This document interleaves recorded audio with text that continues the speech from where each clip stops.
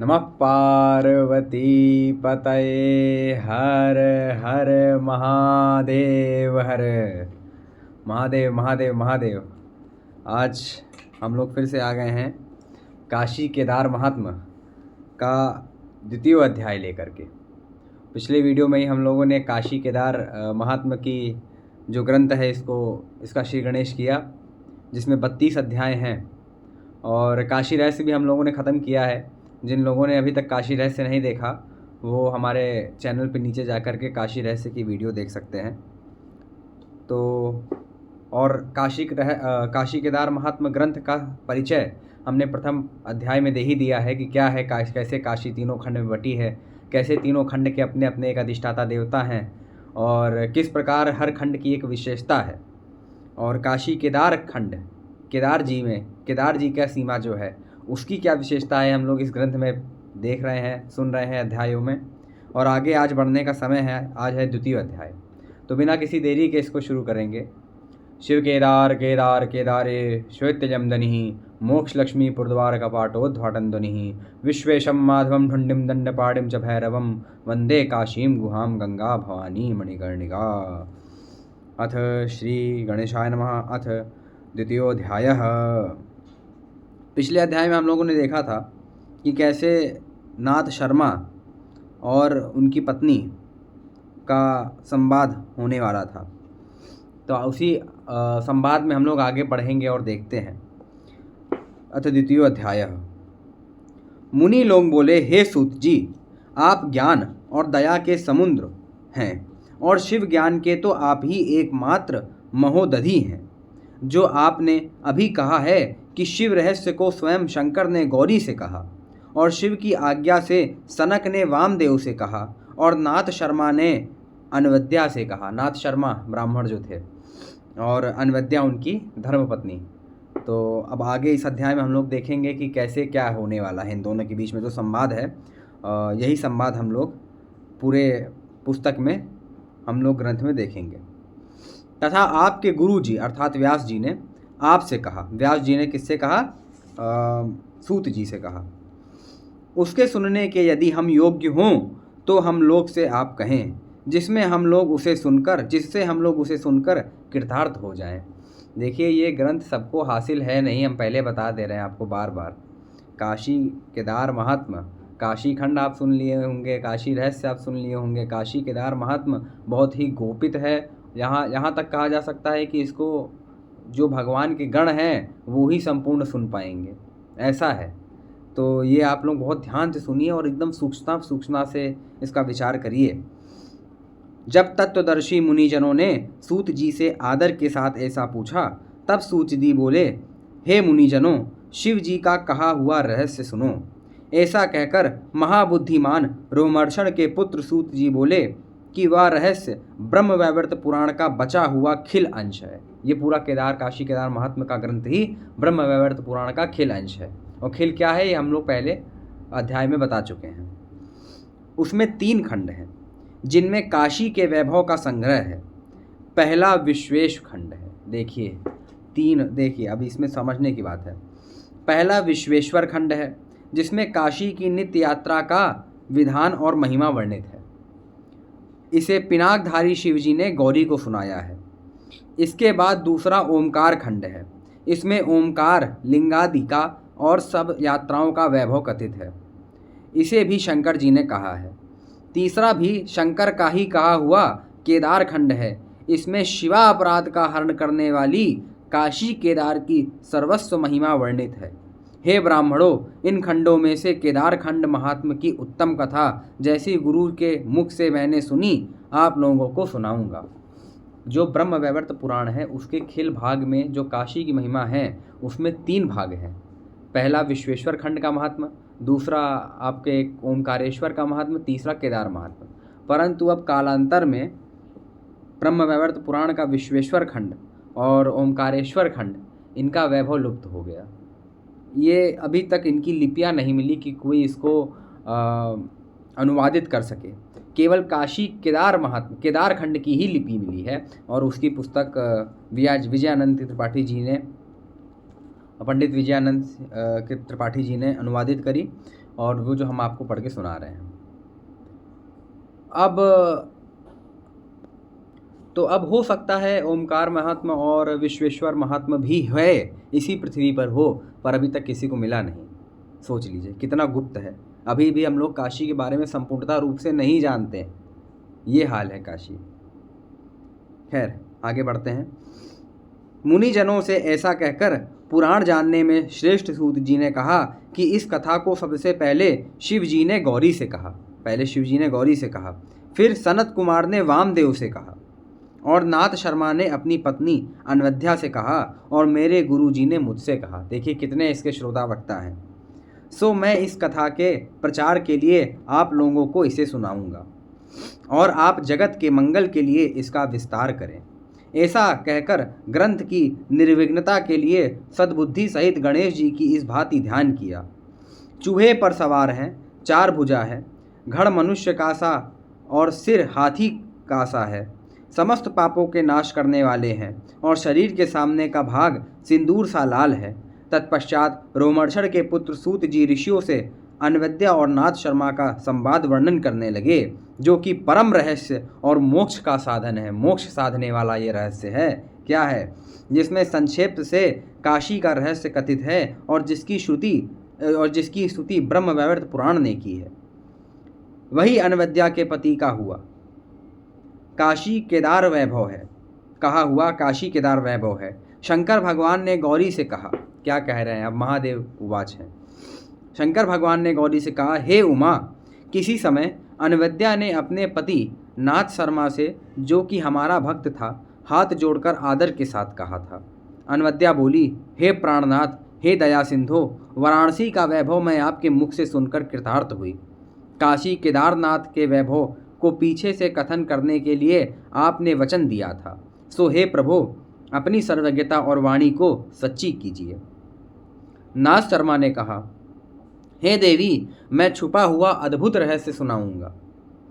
काशी में 2 मणिकर्णिकाएं हैं। देख लीजिए, बहुत बड़ा रहस्य आज 2वें अध्याय में ही प्रकाशित हो गया है। काशी में 2 मणिकर्णिका है। अब जो मानेंगे नहीं मानेंगे बात अलग की है, पर इसमें जो लिखा है हम वही बता रहे हैं कि काशी में 2 मणिकर्णिकाएं हैं, एक प्राचीन और दूसरी नवीन। भैया पुराण कह रहा है, प्राचीनेति नवीनेति द्वे काश्याम मणिकर्णिके। ये श्रुति है कि 2 मणिकर्णिका, एक प्राचीन एक नवीन। उनमें से एक विश्वनाथ के और दूसरी केदारनाथ के सामने विराजमान हैं। उनका वर्णन मैं देव के प्रसाद से तुमसे कहूँगा। जो विश्वनाथ जी के पास आप मणिकर्णिका देख रहे हैं, जिसमें जलते हैं सब लोग, वो नवीन मणिकर्णिका है, वो प्राचीन नहीं है। प्राचीन मणिकर्णिका केदार जी के पास है, केदार जी के सामने। कैसे? सुनिए। अनवद्या ने कहा, हे प्राणनाथ, आपसे मैंने सुना था काशी में एक ही मणिकर्णिका है। अब वह प्राचीन मणिकर्णिका कौन सी है? यही तो हम सबका भी, आप लोगों का भी यही संशय होगा। नाथ शर्मा ने कहा, श्रीमती काशी में 2 मणिकर्णिकाएं हैं। श्रीमत काश्याम विराजेत 2 तत्र मणिकर्णिके।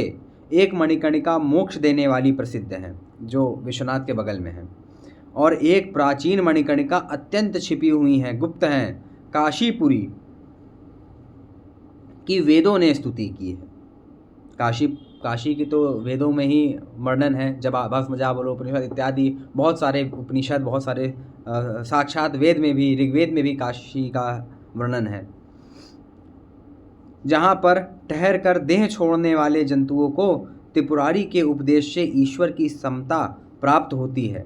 जो नई मणिकर्णिका है सो विष्णु के तप की प्रशंसा करते हुए शंकर के कान की मणि के गिरने से हुई है, और प्राचीन मणिकर्णिका केदारनाथ के सामने विराजमान है। मणिकर्णिका माता के महात्म्य में हम बता चुके हैं कि जो विश्वनाथ जी के बगल में मणिकर्णिका है, जब विष्णु जी स्तुति करने लगे और महादेव का मंत्र मुग्ध हो गया और वो सर हिलाने लगे, तब उनके कर्ण की जो कुंडल गिरा, उसी से मणिकर्णिका नाम पड़ा, और वहाँ पे महादेव साक्षात विश्वनाथ का कुंडल गिरा है, और केदारनाथ के सामने वाली प्राचीन मणिकर्णिका है। श्रीमती काशी के गुणों को संपूर्ण देवतागण नमस्कार करते हैं, जो कि पुरी में शरीर छोड़ने वाले जंतुओं को साक्षात प्रमथपति शिव जी का सारूप्य प्रदान करती हैं। प्राचीन मणिकर्णिका पार्वती जी के नहाने के समय मणि के गिर जाने से प्रकाशित हुई। बहुत सारी कथा आप लोगों ने सुनी है वहाँ वाली, विश्वेश्वर के पास वाली मणिकर्णिका की, कि यहाँ गौरी जी का कुंडल गिरा, पार्वती जी का नहीं गिरा, साक्षात वहाँ विश्वनाथ का गिरा है। गौरी का कहाँ गिरा है? ये प्राचीन मणिकर्णिका में गिरा है, केदार जी के सामने। नहाते समय उनके कान से जब कुंडल गिरा तब यह प्राचीन मणिकर्णिका प्रकाशित हुई, और नवीन विष्णु के वरदान के लिए आए हुए शिव जी के सिर हिलाने से गिरी हुई मणिकर्णिका द्वारा प्रकट हुई। जो वो मणिकर्णिका है वो शिव जी का वहाँ कुंडल गिरा, यहाँ गौरी जी का गिरा। पहले ही कमल ऐसे नेत्र वाले विष्णु भगवान के तप से पहले ही गौरी जी ने तपस्या की थी। देख लीजिए, जो चक्र पुष्करणी है, तत्रैव ही चक्र पुष्करणी योनि चक्र निवारिणी, जो चक्र पुष्करणी है वो विष्णु भगवान के तप के द्वारा जो है प्रकट हुई ना। परंतु विष्णु भगवान के तप से पहले भी गिरजा ने तप किया था, गौरी ने तप किया प्राचीन मणिकर्णिका पे। उस समय शिव जी ने उनको परम प्रार्थित वर दिया था। तत्पश्चात गौरी ने बहुत देर तक स्नान किया। इस बीच में उनके कान से यहाँ पर बहुत से मणि मुक्ता गिर पड़े, तभी से यह प्राचीन मणिकर्णिका हुई। प्रमाण है भैया, पुराण ही प्रमाण है। इसका विभव बहुत भारी है और तभी से यह, और महिमा गुप्त है, बहुत बहुत बहुत महिमा है इनकी, वो महिमा गुप्त भी है उतनी। काशी केदारनाथ और उस तीर्थ का वैभव लोक में गुह्याति गुहु अति ही गुप्त, अत्यंत ही गुप्त है। इसे शिवाय शंकर के दूसरा कौन जाने। वामदेव मुनि को माँ के गर्भ में ही सब ज्ञान हो गया था। उन्होंने सनत कुमार के आदि ही ते सब कथा सुनाई। किस समय श्रीमान शिवपरायण वामदेव जी ब्रह्मा विष्णु शिव आदि आठों दिक्पालों के लोकों में घिरे घिरे घूमते हुए पृथ्वी देखने की इच्छा से मेरु आदि पर्वतों पर विचरते हुए द्वीप और खंडहरों में विहरते विहरते हिमालय में पहुंच गए। वहां पर श्रीमान क्षेत्र तीर्थ और श्रेष्ठ लिंग के दर्शन के लिए केदार स्थान में आए, जहां उन्होंने योगी निद्र सनत कुमार को आते हुए देखा। आप मन के तुल्य वेग द्वारा काशी में वह पहुंचे थे। गर्भज्ञानी वामदेव जी ने उस बाल रूप ब्रह्मनिष्ठ को देखा। किस रूप से और वैसे भी उनकी शोभा 5 वर्ष के बालक सी है। किसकी शोभा है ऐसी? सनत कुमार जी की। सो अत्यंत प्रसन्न होकर वामदेव ने उन मुनि से पूछा कि हे सुंदरो, आपके दर्शन से मेरे संपूर्ण पाप कट गए, मैं धन्य और कृतकृत्य हुआ। अब बतलाइए कि आप कहाँ से आ रहे हैं। कार्तिकेय जी के अंश से उत्पन्न है सनत कुमार जी। सनत और वामदेव दोनों गले मिले और एक दूसरे से मिलकर परम प्रसन्न हुए। तब सनत कुमार जी ने कहा कि मैं काशी से आ रहा हूँ। तत्पश्चात कार्तिकेय के अंश सनत कुमार और वामदेव दोनों शंकर के समीप गए। उस समय पहाड़ी राजाओं का मुखिया, उत्तम बुद्धि वाला गर्भज्ञानी राजर्षि चंद्रवान वहाँ केदार जी में बहुत दिनों से कठिन तपस्या कर रहा था। एक चंद्रवान राजा वहाँ केदार जी में तपस्या कर रहा था। सो इन दोनों महात्माओं से मिलने आया। जब ये लोग आपस में काशी की प्रशंसा कर रहे थे, उसने इन दोनों से कहा कि आप लोग काशीपुरी की क्या प्रशंसा करते हैं और किसके लिए करते हैं। यह सब स्थूल प्रपंचों तो ज्ञानियों के लिए मिथ्या है। वह राजर्षि काशी का फिर भी अनादर करता हुआ हंसकर बोला कि आप लोग ब्रह्मनिष्ठ हैं, सूक्ष्मदर्शी ज्ञानी हैं। इस क्षण भंगुर स्थूल पदार्थ में आप लोगों की भक्ति कैसे हुई। आप लोग काशी की विशेषता केदार की प्रशंसा करते हैं। हे मुनियों, विश्वनाथ आदि लिंग तो पत्थर के हैं। अरे बाप रे बाप, पढ़ते हुए बड़ा कष्ट हो रहा है। विश्वनाथ आदि लिंग तो पत्थर के हैं, उसी प्रकार केदार आदि सभी लिंग नश्वर और जड़ हैं। हम मुक्त पुरुषों की उनमें भक्ति निश्चय पूर्वक व्यर्थ है। ये ग्रंथ ऐसा है कि इसको पढ़ते समय कभी कभी बड़ा यही सब संवाद पढ़ते हुए बड़ा हृदय में जिसको कहते हैं कष्ट भी होता है, और आगे इसकी जो कथा आती है उसमें तो अश्रु की धारा बहती है। 32वें अध्याय में नहीं, 31वें अध्याय में और एक और अध्याय है उसमें, वो आगे आपके साथ हम वो यात्रा करते हैं अभी। इस प्रकार राजा की कही हुई अभिमानी भरी बातें सुनकर स्कंद के अंश सनत कुमार ने राजा को जवाब दिया कि आप शिव ज्ञान के जानकार हैं। आपको ऐसी झूठी बातें न कहनी चाहिए। क्षेत्र और लिंग के प्रभाव से शिव ज्ञान होता है और उससे ब्रह्म ज्ञान होता है। इसलिए वह क्षेत्र, लिंग और तीर्थ ब्रह्म स्वरूप है। जिसने सत्य को जाना वही ज्ञानियों में श्रेष्ठ है।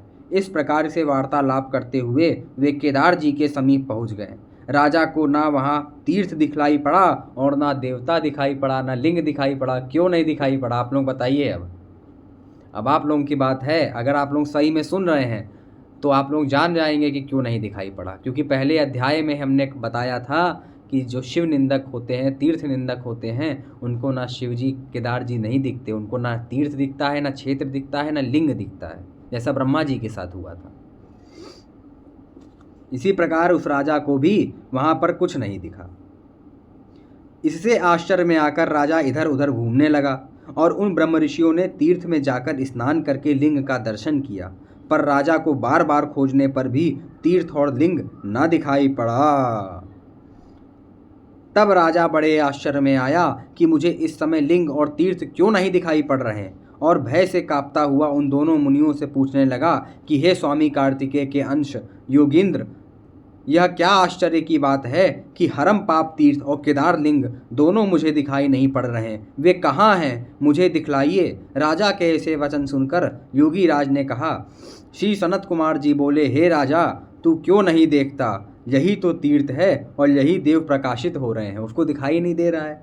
तू अनजान की भांति मुझसे क्यों पूछ रहा है? राजा ने कहा, ना जाने किस पाप से मेरी आंखें नहीं देख रही हैं। क्या यह अद्भुत बात है?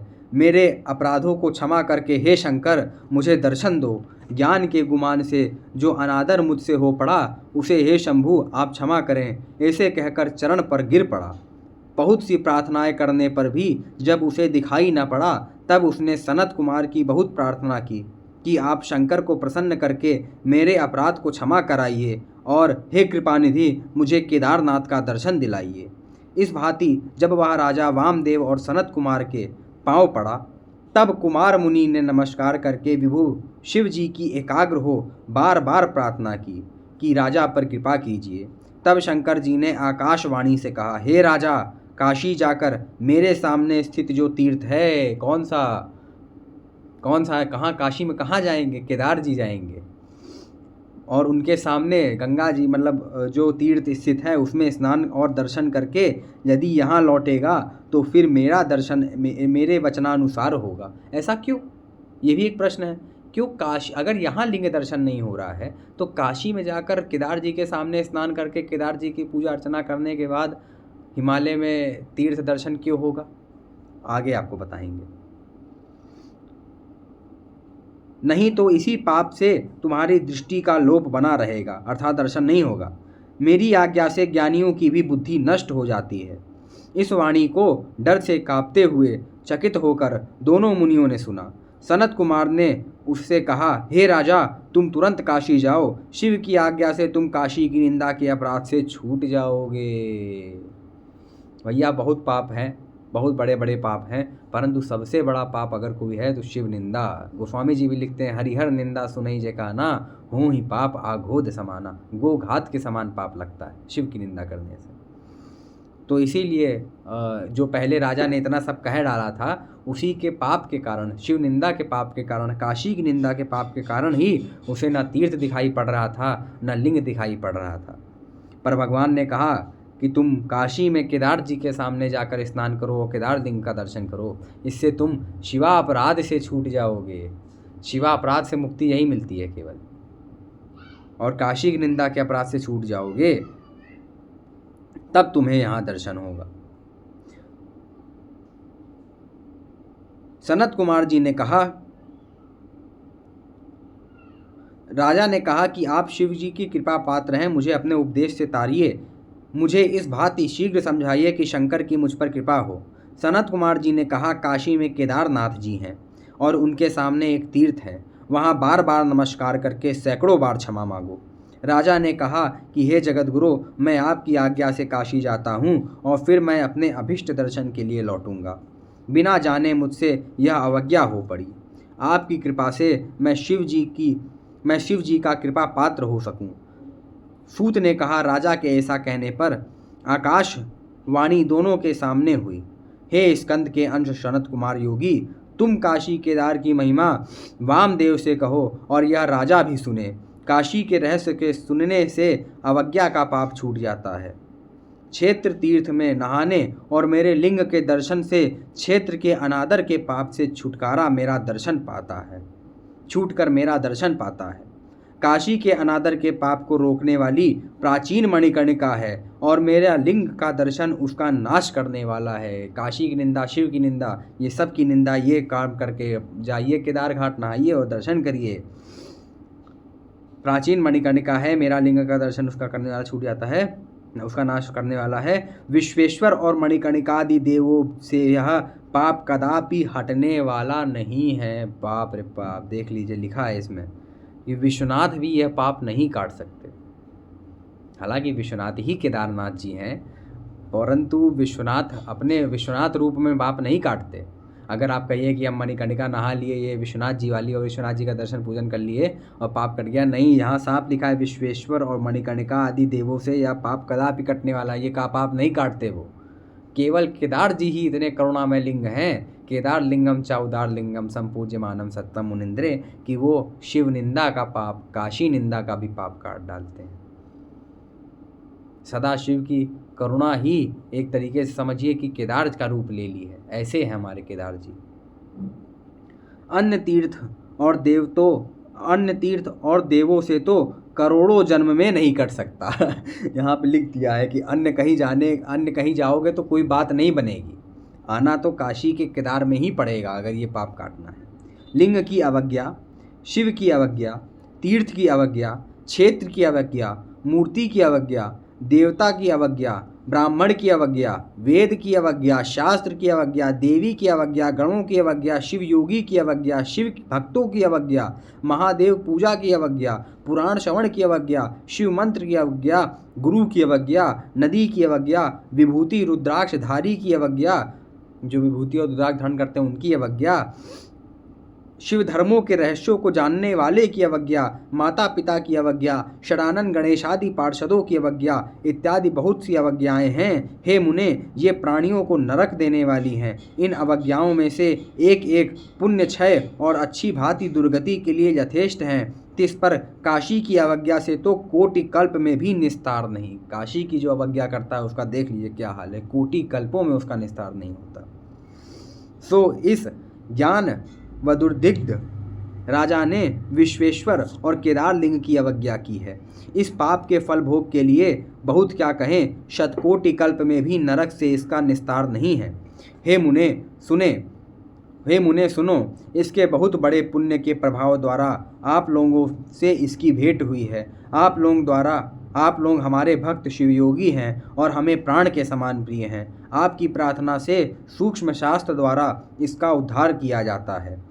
रहस्यों में भी अति रहस्य या अति दुर्लभ प्रायश्चित है। इस प्रायश्चित को मैंने शिवा को छोड़ और किसी से भी नहीं कहा था। पूर्व काल में देवी से मेरी अवज्ञा हो पड़ी, उसके लिए मैंने उन्हें प्राचीन मणिकर्णिका का उपदेश दिया था। इसलिए यह काशी जाए, विश्वेश्वरादि को नमस्कार करके मुक्ति देने वाले मणिकर्णिका नामक चक्र तीर्थ में स्नान करे, चक्र पुष्करणी में, तब मुझ केदार के सन्निकट अखिल अवज्ञाओं के दोषों का हरण करने वाले प्राचीन मणिकर्णिका नामक मेरे तीर्थ में आवे और दोषों को दूर करने के लिए प्रदक्षिणा नमस्कार पूर्वक प्रार्थना करे। उसमें नहाने से चित्त की शुद्धि होगी और मेरे लिंग के दर्शन, प्रदक्षिणा नमस्कार और पूजन से शुद्धि को प्राप्त होगा। पाप शुद्धि की परीक्षा के लिए फिर यदि यहाँ आवेगा तो मेरे दर्शन से इसे यह बुद्धि होगी कि मैं मुक्त हूँ, तब तक इसको मेरा दर्शन किसी भांति नहीं होगा। इस बात को सुनकर कुमार ने व्यापक शंकर से पूछा। सनत कुमार बोले कि हे सर्वलोकेश भगवान, आप तो साक्षात यहाँ विराजमान हैं, यहाँ दर्शन और स्नान से वह पाप मुक्त क्यों नहीं होता? बात सही है। देखिए, आप सोचिए, सारी बात हमारी आपकी जो भी डाउट हैं वो सब सनत कुमार जी पूछ रहे हैं।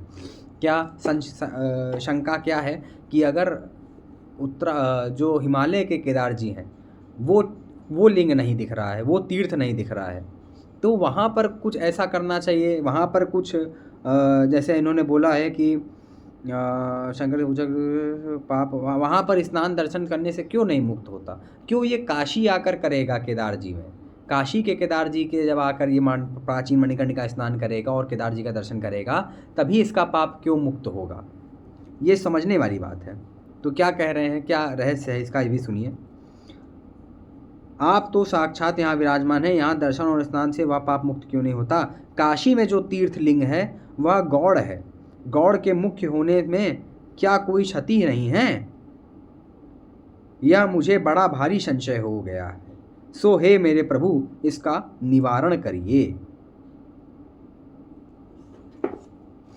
बिना शरीर वाली वाणी ने कहा, आकाशवाणी ने कहा, हे स्वामी कार्तिकेय के अंश, जिस कारण से काशी में तीर्थ लिंग गुणों से अधिक है, काशी में तीर्थ, उस कारण को मैं कहता हूं, तुम एकाग्र होकर सुनो। अब बता रहे हैं कि काशी में जो तीर्थ है, लिंग है, वो अन्य तीर्थों की अपेक्षा, अन्य जगह के लिंगों की अपेक्षा गुणों में क्यों श्रेष्ठ है। पहले पद्मकल्प में जब मंदराचल से शिवजी काशी में आए, पद्मकल्प में आए, उस समय नदी प्रार्थना करके हमें और तीर्थ को महापुरी काशी में ले गए, हमें मतलब केदार जी को। तब मुझे वहीं बसने में प्रीति उत्पन्न हुई और मेरी 16 कलाओं में से 15 कला वहीं ठहर गई। केदार जी 15 कला से काशी में भी निवास करते हैं, बताइए, सोचिए। हर क्षेत्र, हर तीर्थ, हर क्षेत्र, हर लिंग जो भी है, सब 15 कला से काशी में निवास करते हैं, सब अपने अपनी मूल स्थान पे एक एक कला से हैं। उसी भांति हरम पाप तीर्थ भी 15 कलाएं वहीं रह गई और एक कला से हम तथा हमारा तीर्थ वहाँ चला आया। गौरी ने मेरी अवज्ञा करके उस दोष की निवृत्ति के लिए हमसे प्रायश्चित पूछा। तब 12 वर्ष तक उसी में चित्त लगाकर मेरे उपदेश से उस तीर्थ में मज्जन किया। तत्पश्चात शिवा ने मुझसे यह प्रार्थना की कि अखिल अवज्ञा के पाप की शांति हमारे प्रसाद से इस तीर्थ द्वारा हो। शिवा अपराध दोष से किसी प्रकार से उद्धार नहीं है, तथापि तुम्हारी प्रसन्नता के लिए काशी के अपराध से भी उद्धार करने की शक्ति इस तीर्थ को हमने दी। अब तुम्हारे नाम से इसका नाम गौरी तीर्थ भी हो। प्राचीन कल्प की महिमा से और तुम्हारे कर्णभूषण और अनेक मणियों के गिरने से इसका नाम प्राचीन मणिकर्णिका होगा। इस प्रकार मेरे वर से तीर्थ और मेरा लिंग सब पापों का हरण करने वाला और अशेष अवज्ञा के दोषों की शांति निश्चय करके उसी से होती है। यह रहस्य गंगा जी ने जाहू ऋषि के उपदेश से जाना और शिव जी की अवज्ञा के दोष की शांति के लिए पहले ही काशी गई। अब ये गौरी जी से क्या अवज्ञा हो गई शिव जी की, गंगा जी से क्या अवज्ञा हो गई शिव जी की, ये सब आगे आपको सुनने को मिलेगा अगर बने रहेंगे तो। देवदास राजऋषि, द्विजाधाम, वाशकल और गणराज नैगमे आदि बहुत ने मेरा अपराध किया, ये सारा अपराध आगे है, और कृतार्थ हुए, सो यह भी वहाँ मुक्त होगा। तुम भी इसके और वामदेव के साथ जाओ। मेरा जो रहस्य तुम नहीं जानते वह भी तुम्हें मालूम हो जाएगा। राजा का पाप समूह से उद्धार करो और वामदेव को उपदेश दो। मेरे अशेष रहस्य को सुनकर राजा भी मुक्ति का भागी होगा। ऐसा कहकर आकाशवाणी शांत हो गई। शंकर के निकट सनत कुमार ने यह सुना। तब तीनों व्यक्तियों ने बारंबार शंकर को प्रणाम किया और तुरंत काशी में केदार जी के सन्निकट आए। दोनों मुनि और शंकर का शुभ संवाद जो आदर के साथ सुनेगा वह संपूर्ण महापापों से छूटकर शंकर के गृह में, जो कि केवल योगी जनों से ही प्राप्य है, अमोघ निवास प्राप्त करेगा। इति श्री काशी मूल रहस्य ब्रह्मवर्ते खिले काशी केदार महात्म्य द्वितीय अध्याय। हर हर महादेव शंभु काशी विश्वनाथ गंगे। हर हर महादेव शंभु काशी विश्वनाथ गंगे। नमः पार्वती पतये। हर हर महादेव। महादेव महादेव महादेव। आज हमने कितना बहुत ही सुंदर अध्याय था प्राचीन मणिकर्णिका। आहा, क्या बात है। काशी का एक रहस्य आप लोगों के सामने उद्भासित हो गया कि किस प्रकार काशी में 2 मणिकर्णिकाएँ हैं, एक प्राचीन और एक नवीन। नवीन कैसे विश्वनाथ के कुंडल के गिरने से मणिकर्णिका हुई, नवीन मणिकर्णिका, और प्राचीन कैसे गौरी के स्नान करते समय उनके कुंडल गिरने से प्राचीन मणिकर्णिका हुई। अब आगे हम लोग देखेंगे कि वह राजा काशी केदार जी में कैसे गया और वहाँ पर उसने कैसे अपने पापों का प्रायश्चित किया और उसे क्या वापस आकर हिमालय स्थित केदार पीठ के दर्शन हुए कि नहीं, यह सब हम अगले वाले अध्याय में देखेंगे। तब तक के लिए नमः पार्वती पतये हर हर महादेव। सा काशी त्रिपुरारी राजनगरी देयात सदा मंगलम।